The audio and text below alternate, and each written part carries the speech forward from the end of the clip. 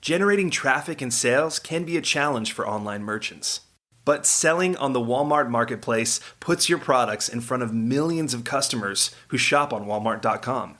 And right now, sellers who join Walmart Marketplace can save up to 50% on referral and fulfillment fees for the first 90 days. So get started today. Head over to marketplace.walmart.com/savings. That's marketplace.walmart.com/savings. Welcome to E-Commerce Conversations, a weekly podcast from Practical E-Commerce, hosted by entrepreneur Eric Bandholz. What is going on, Internet? Eric Bandholz back again with another E-Commerce Conversations. I hope all is going well on the other side of the Internet. On the other side of the table from me, Liz. Hey, I'm excited to be here. Yeah. What's going on? It's great to be here in person. Yeah, it is. It is. I love doing these in person. There's just such a different dynamic you get 100% from being in person. But why don't you go ahead and tell our listeners who the heck you are or what you do? Yeah, for sure. So my name is Elizabeth Mercer, and I have a company called Sleekform, SLEEKFORM.com. A lot of people think I say Sleepform, but it's actually a brand of ergonomic office furniture that is very sleek and stylish for your home office. And that's what I do. Before we hit record, we were commiserating on a lot of challenges we're facing. I didn't realize you had the name challenge as well. Most people think we're a beer brand, like oh, really? Yeah, drinking beer. So, well, yeah, we share that in common too. Yeah. How long you been doing that? You've been doing it for a number of years now, huh? Yeah, so I've been doing Sleekform for 5 years now. I started in 2018. Before that, it was just a side hustle, and I really took it full time when I left the software space and wanted a physical brand and something that I could touch and feel and see people get the benefit of in person. And I've always been a sucker for office furniture, or not office furniture, that's the later life, but like I was the kid who loved stationery and pens and paper and getting everything organized. And then this kind of evolved into the ergonomic furniture. I can't think of like I've had a lot of challenging businesses, but dealing with big, bulky furniture, is it flat packed? It is. Yeah. So that's one of the challenges. I would love to be able to send you a fully assembled chair. No one likes to do assembly on any furniture. And when you get it in, you really don't want to be sitting there for however long. Everyone hates assembly manuals. I'd love to be able to get it fully shipped out to you, but that's impossible from a cost perspective. So yeah, it's flat packed. It's oversized. Trouble with, in the past, finding 3PLs that can do oversized packaging, what Amazon's rules, because we sell a lot on Amazon as well. So what are Amazon's rules around oversized items? And when they put in all of those limitations and how much you can send in and where it has to go, that becomes a little bit more difficult than the easy ones that can fit in a shoebox. Yeah. So your stuff is, I kind of wanted to describe it, and I'm probably going to describe it poorly, but like one of those where you're kind of leaning forward on your knees and you have no backrest to help with like good posture. That's right. Did you work to design those, or you said it started as a side project? It seems like, how do you get going with that? Yeah, totally. So I live in Austin right now, but prior to that, I was a digital nomad, and my husband and I traveled around the world working in really crappy stool co-working chairs for 3.5 years. And so when we came back to the States, I wanted to set up a home office, and I already had this brand and saw the data driven behind what office furniture could do on Amazon. And this was in the time of Amazon where everyone wanted things that could fit in a shoebox. And so I was like, I'll go against the mold and do an oversized product. There's not as much competition in that. So it seemed like a really great start. And it was. And so that's how it got going. And then I became very obsessed with it and trying to figure out the best possible posture so you don't have to sit in an uncomfortable chair for work. And then really dove into the angles and how much support your back does or does not need and what the perfect posture is. Read a ton of books on chairs and communicated with various chair experts that have studied how we have sat in chairs for generations. It's a very interesting topic, and it's something that you don't really think about because it's such an everyday thing. We're sitting at work, we're sitting in the car, we're sitting on the couch, we're sitting kind of doing everything. And how do we get an active lifestyle, and how do I get activity into your chair? First of all, I can't talk to you and not think about how poor my posture is right now. It's like I gotta sit up. Hopefully our listeners are like, yeah, be a little more active with my posture. But it's also funny, like, I think this is kind of like the beauty of entrepreneurship in the sense that you can go down like this rabbit hole of something you never imagined. Because I can't imagine when you're a kid, you're like, I want to design chairs. Mm-mm. I'm not a product designer. I didn't go to school for, furniture design or anything like that. I went to school for business and supply chain management. So very different. Yeah. Well, not too different, I guess. Yeah. Thankfully, supply chain kind of came in clutch in a lot of my business journeys. You have a little 1-year-old now? I do. Yes. I think there's a lot of interesting foundational opportunities with children and learning, and like this expectation that you kind of get taught to do something and then you go do it and that's what you do. Like you've been granted permission, whereas entrepreneurs have this special gift of not caring about their ego to a certain degree. We were talking about this before we hit record, where some of our team members are afraid of not looking smart. And because of that, they're not going to ask questions. Like I would assume you're like, well, I don't care if I don't know anything about chairs. Yeah, that's how I felt about chairs. But in other aspects, I am very aware of that. I don't know where that comes from or if that's just my own mentality, but I do struggle with that too. I'm surrounded by a lot of smart people, yourself included, and I want to look good and sound smart when I do that. And so it's a kind of a constant battle. I've learned also through the years, if you're not vulnerable and you don't talk about things, you actually can't move forward. You're just going to become stagnant, and that's not good either. So now I'm embracing that and really kind of leveling up into confronting it, asking questions, not being afraid to look dumb, challenging myself in that. I've actually talked to my team around that because sometimes my decision-making tactics can stall out because I want it to be perfect. And so I have team members with different skill sets that can challenge me on that. And then I do it on the flip side, and we're very open with that as a team dynamic. But yeah, giving it a shot and not being afraid for it to fail is a big key to entrepreneurship, I think. What kind of schools did you go to as a kid? Was it public schools or? Yeah, so I went to public schools, and then I went to Auburn University in Alabama for my degree. War Eagle. War Eagle. My niece went there. Oh, really? Yeah, she's graduating, I think, or just graduated. Oh, that's awesome. Yeah. I do think there is like a bit of, like, I feel like the public school mentality held me back 10 years, where it's just like, oh, I can do whatever I want in this world. Like, I don't need permission. I just create the world that I want. It took me a really long time to like break those chains. Yeah. And to a certain degree, I still have that in my mind. Like, I should do things this way, or this is the way to do, or this is the way to act. This is the way to behave. Yeah. This is the outline. This is the blueprint of what you're supposed to do. Yeah. And I always admire, like, I almost feel like if you have a little bit of autism in you, or you can just be like, it's not even like, I don't care. It's just like, that doesn't make sense to me. I'm just going to do. Yeah. And test it out and reiterate it and try again. That's what my husband and I actually always talk about that. And before our son was born, he was like, I wonder, like, do you think you could just have a little bit of autism, like to help him level up a little bit? And I was like, do not talk about trying to impart various things. We just want a healthy baby. Let's just go for that. Yeah. You talked about decision-making earlier. Are you like the sole owner of this business? Yes. Do you have like I don't know if you've read the book, Rocket Fuel? No, I haven't. It's about kind of like the visionary integrator dynamic. Yeah. So it's kind of like the best teams, quote unquote best teams, but a lot of teams function really well when you have like the visionary who's the ideas person, and then the integrator who's like the ops who makes it happen. Do you feel like you lean on one of those categories? Yeah, I think I'm more of a systematic ops person. Yeah. I love systems. I love putting systems in place. I love operating from an SOP library and database. And that's what a lot of my team is, more creative in structure and can kind of think outside the boundaries. And I kind of allow them to do that. And then I hone it back in and write the SOPs. Yeah. Because it is funny listening to you talk about your decision-making process and how you have to have it perfect. Whereas mine is just like, just get it out there and we'll learn and adapt and evolve, which has also come to like bite me in the ass a bunch, where, product maybe should have had gone through a little bit more testing and a little bit more iterations. So I know that for me, like not having that person to bounce ideas off of can also be like, I almost like don't make decisions. Like I'm just like, I can't handle this. I don't know what to do. Yeah. So I just don't do anything. I don't know if you struggle with that by not having a peer, or do you feel like there's someone in that team who kind of does fill in that visionary role? Yeah. So I have a guy out in California who does a lot of my operational stuff, and I have a girl in Canada who does a lot of my marketing stuff. And she's been with me from the beginning. And I think one of my challenges to myself when I hired her was, I don't know where this is going. I'm leaving this full-time gig to take this side gig full-time.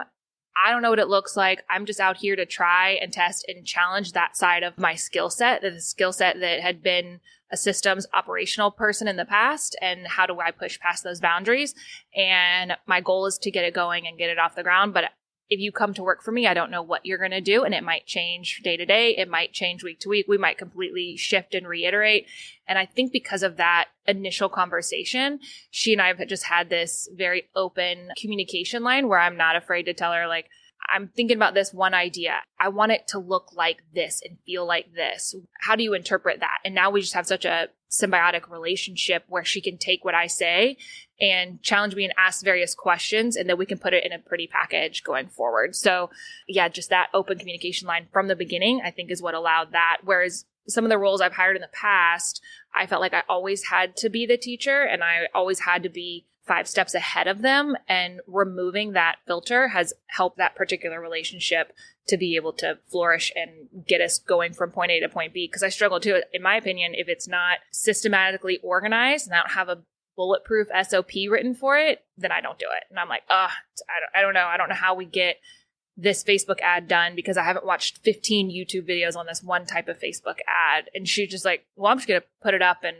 let's see what happens. I'm like, it's not perfect. And she's like, kind of almost there. So let's just see what happens. And I'm like, okay. And then I can put a budget on it, or I can put like a rule. If it hits this, then we're golden. If it doesn't hit this, then we need to kind of come back to square one and test and reiterate. Do you feel like that goes back to you and what you did? Or do you think a bit of it is the team member and their ability to push back against you as well? Yeah, I think the original conversation is what opened those doors, and then her individuality and her personality really is able to shine through and challenge me. And then because we've gone through a lot of those conversations, she feels so much more comfortable pushing back. And also then on the flip side, so she pushes back, or on the flip side, she's like, I want to do this, but I'm afraid of burning cash, because that's one of her biggest fears, is to burn cash. She's like, I don't want to burn your money and not have it go to a good spot. And then I can be like, okay, well, I'm comfortable with this amount of money. See what you can do. See what we can learn. And then we can just kind of communicate through that. So it definitely goes both ways. She's an amazing, amazing person to have on the team. Yeah. We were talking before we hit record, like what I would imagine someone to be very operationally focused. And maybe this is just kind of like my ignorance as more visionary type of person, is like operations people put a lot of time into the business. Mm-hmm. Like it's not, it's a lot of mental work, but it's also like the mental work of making it real. And, you have a little 1-year-old, like how do you find that balance where the business has enough resources from you going into it where you feel like you're doing it justice, but also where you're not burning out or things are falling through cracks? Like, how do you figure that out? Yeah. So for me, it was taking a look at how I thought I would want to spend my time. And I had a business coach for a few years before I got pregnant. And when I got pregnant, I talked to her about what that mental load looks like from a family perspective, from a recovery perspective, from maternity leave, with a really small team. Like, how do I set that up? What systems do I have in place? I like systems, so it actually went really well for us. We didn't crush we didn't actually come up with new benchmarks, but nothing died. And so that was great. We just kept riding the wave, which was awesome. And I could rest and recover and then come back and really reevaluate how much time I can spend. And for me, my postpartum journey, I thought, never having had a child before, I thought I could just come back and be like off to the races. And it would just be like, yeah, my brain's back. I'm here. I knew my body would take time to recover, but I did not expect the mental taxation the childbirth does have on you, and then the postpartum effect and navigating breastfeeding journey, trying to come back into work, how that time gets split and how I do it. And so in the beginning, I was like, okay, I'm just going to kind of check in at various times. What's really worked for me is setting down, I'm going to work this set of hours, and then I'm going to have to be hyper productive during that set of hours. And that's helped me from a procrastination standpoint too, because it's like, okay, in the morning, where it is now is like in the morning, I spend time with my son, and then he goes down for his first nap. I shift into work mode and I'm there. And then by about 5 o'clock, I'm shutting down and moving into evening time, cooking dinner and putting him to bed and all of those things. And that's my sweet spot right now.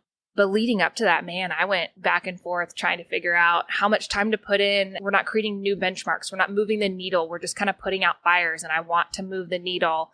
But how much mental capacity do I have for that? And do I even feel confident in what I'm putting out? Because I know that my mental capacity is not where I remember it.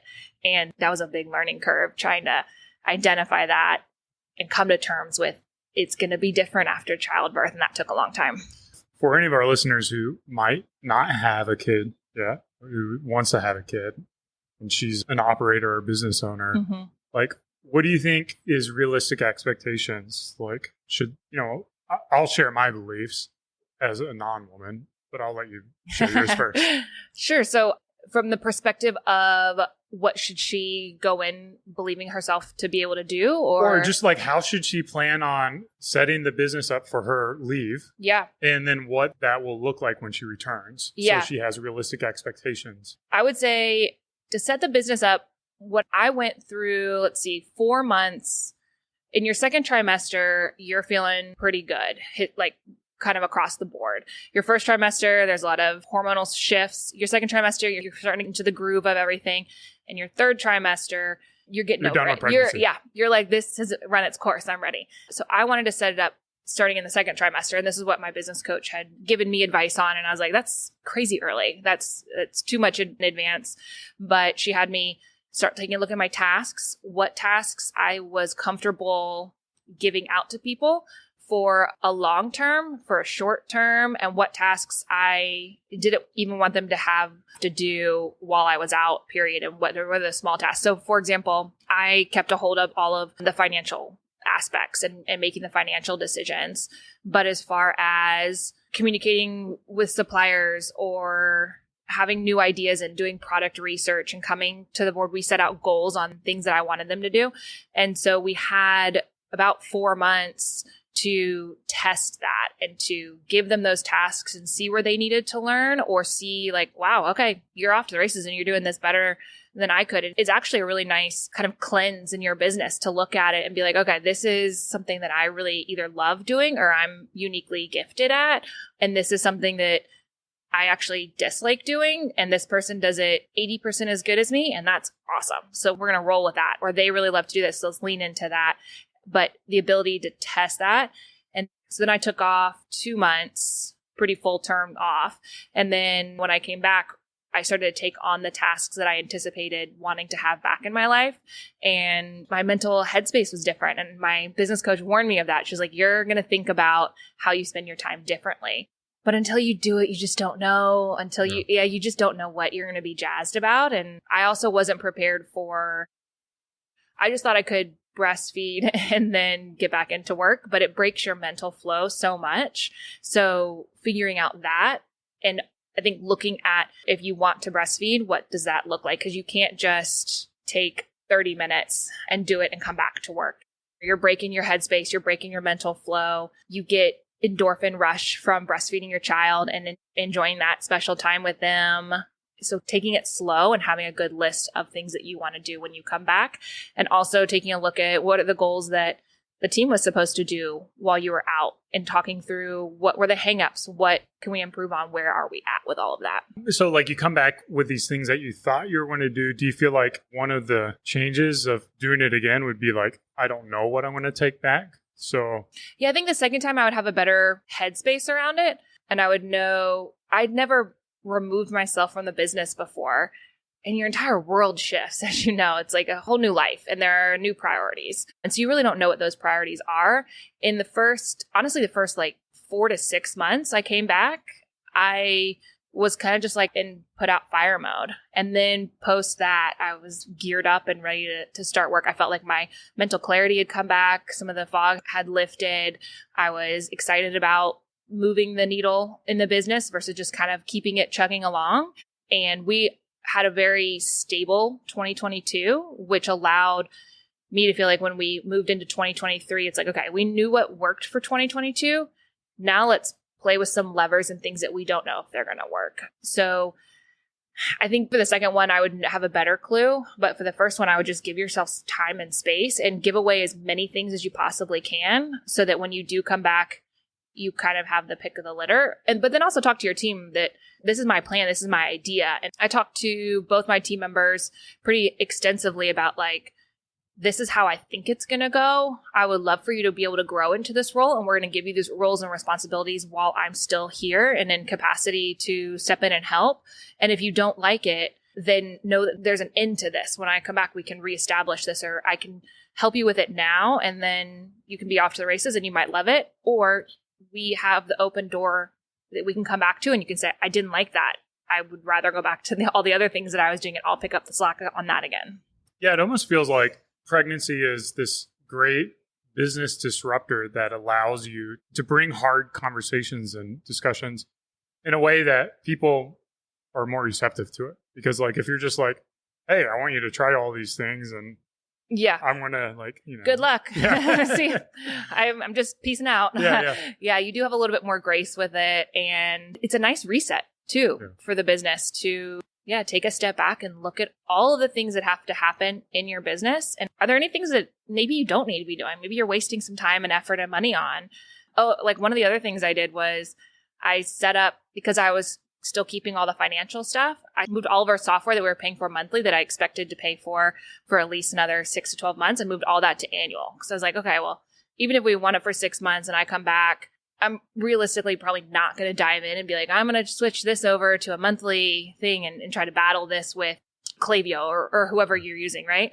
And that actually shifting that to an annual perspective actually saved money because we'd just been paying monthly. So it gives you an opportunity to kind of zoom out, take a look at everything and come back in. On the other side of the things, like if you're a founder or operator and one of your team members gets pregnant, like how do you support them in a way that allows them to be successful leading up to pregnancy, their time off, and then their time back? Yeah, I think it's a tough one. I haven't had to do that with Sleekform, but I know a lot of people who have done it with bigger companies. And I think the smaller you are, the harder it is to be able to, in my opinion, give the pregnant person enough space and grace to go through this incredible life-changing thing, but not also have anything kind of slip through the cracks. I think it would be a great exercise to look at all the tasks and roles and responsibilities and duties and then have various open communications. And then I would, having been pregnant and knowing what that mental fog looks like and knowing what that exhaustion feels like, I would have very frank conversations with them about, I know you don't anticipate this, but we're going to plan for if this happens. And then also taking a look at, do I bring in someone temp and I hire them out? You tell me you're pregnant, hopefully pretty early on, and we can hire somebody to come in and pick up some of the tasks that you don't have the capacity for at that time. And then they're there to work with that person. And then the temporary person knows that they're there for 6 months. And when the pregnant person comes back, they're going to pick up and go from the ground up and keep it rolling. Or maybe it's a shifting thing. Maybe it's a partial pay, because it's really hard with a small team to be able to support that from a business standpoint and not have the work get done. If you're a bigger company, there are way more people that you can kind of share that load with. But if you're a small team, it's really difficult, I think. Yeah, we've had my business partner, she's had 3 babies. And then we just had a team member who had a baby about 3 months ago. So she just came back yesterday. Yeah. Like, yeah, we'll go back. Yeah, it's for like, sure. Here's all the work. I know. Yeah. And it's like I would imagine it's hard for her to come back and be like, oh my God. Okay. Yeah. Like now I'm back. And I think before I had a baby, I just expected to be able to come back and be like, yeah, I had this time off. It's not time off. No, you're very in it and you're very sleep deprived and you have to navigate the world in this different light. And so, yeah, I don't know. I haven't done it yet from the business owner side of things. I just know that when I got pregnant, my husband had a few people on his team that had babies, but it was all males. And so they were doing the parental leave and they felt like they had a pretty good handle on that and were very, in his mind, very generous with the parental leave for either childbirth or postpartum and what that looks like. And then when I got pregnant, he was like, okay, we're shifting this entire thing for the maternity leave and what that looks like and how we support them. Because if you have a small team, you know how important they are. And if you have a big team, you know who can pick up the slack. They're always going to be important. So you can figure out how and who you talk to. But I guess if I were to have somebody on my team that would go through pregnancy, I would just have very open, frank conversations from the beginning and just say, I don't want you to go anywhere. If I have a small team, you're there for a reason. You know, no one on a small team is there by happenstance. And so you're here. I want you to stay here. I want you to feel supported. I want you to want to come back. And I'm here to have conversations throughout and see what that looks like and just come at it from like a human perspective as well. Yeah. I've had some team members who are very ambitious like you, also like an operations person. She's like, yeah, I'll be back in 2 weeks. And I'm like, there ain't no way in 2 weeks, like you're going to be. Yeah. And you want to support that because if she doesn't know she's just not going to be back within 2 weeks, maybe she is back. Maybe she's a rock star and can handle that. And that's excellent. And that's like the best case scenario. But allowing her to have that grace. I don't even think that's realistic. Like, I don't even think like. I don't either. From my perspective, I don't think so. I've never seen it, but maybe there is someone out there that does a rock star job at it and is like, no, this is what I'm doing and this is how I'm shifting it. And that's great. But it sounds like you did a really good job communicating with them and giving them grace and having an open door policy. Yeah, I mean, it's certainly hard. Like, you know, we're a small team as well and finding that balance because, you know, at the end of the day, how I'm trying to build Beard brand is more on the sustainability, more on the blend between like lifestyle. Yeah. You know, we've been doing this 11 years, so we've come to terms with the fact that we're not going to be, you know, Dollar Shave Club or, you know, the Uber rides or whatever. That we're not the next unicorn. So like when you know that, the focus is on like enjoying the journey and the joy of being able to work with people who you enjoy working with. For sure. And so of course, when they get pregnant, you don't want to lose them. You want them to come back. And you also care for them as a person because you interact with them so much. And you're like, we spend more time with our work people than we do with our home people, right? Yeah. Like, and so you know them so well and you want to support them and carry it forward. Yeah. And like their families too. Like, I want them to be able to like, you know, give their children the need they need in those early months. And it doesn't end. I mean, like I've got a 9-year-old and it's still like stepping out to go to school to drop off whatever. And go to school performances and practices or sports or any of that. Yeah. So it's certainly challenging. And like, you know, if you listen to this and you don't have any pregnant people or whatever, you might get a little afraid to like hire. Yeah. I mean, I think unfortunately there's probably that stigma, but it's also a very unique skill set that I remember when I was nomading and we were looking for remote workers in various places. And there was this website, hiremymom.com. I don't know if it's still around. I don't know if it's still a big website, but their kind of like marketing slogan was, your mom knows how to multitask better than anyone. And that is so true. And the ability to kind of compartmentalize and be uber productive and multitask and get everything done, I think is a very unique skill set to moms and to people who are caretakers and have to juggle a lot of things on their plate. And so I think that there's just a superpower in that as well. And so there might be a little bit of people being weary or afraid that somebody might get pregnant on their team or don't want to hire someone because they're pregnant. And I would say that is so far from the truth. And they can be so productive and so helpful and see the brand and see the strategy and the vision behind it in a very unique perspective and bring that to the table. Well, it's like when we started this conversation, the very first thing you said was like, I became hyper productive to be able to achieve all the things that, would you even argue like you're putting less time into the business, but your output is probably approximately the same as it was before? Yeah. Yeah, for sure. Because I don't have time to procrastinate and to dilly-dally. And my day is very structured. And by every hour, I know how much I need to have completed. And I don't have that ability to flex the end of my day. I can't stay at work until 7:30 or 8 o'clock at night. I can pick up the computer again, but I don't have that flexibility to push the end of my day because I dorked around watching too many Facebook ad YouTube videos and didn't actually put pen to paper and actually move the needle on anything. And so it's probably helped. I haven't really thought about it that way, but it's probably helped with my ability to make decisions, just put something out there because I have a hard stop and I want to spend time with my child and I want to make dinner and do the nighttime routine. And that's a very joyous part of my day that I do not want to let go. So I'm hyper productive in the time that I'm on the computer.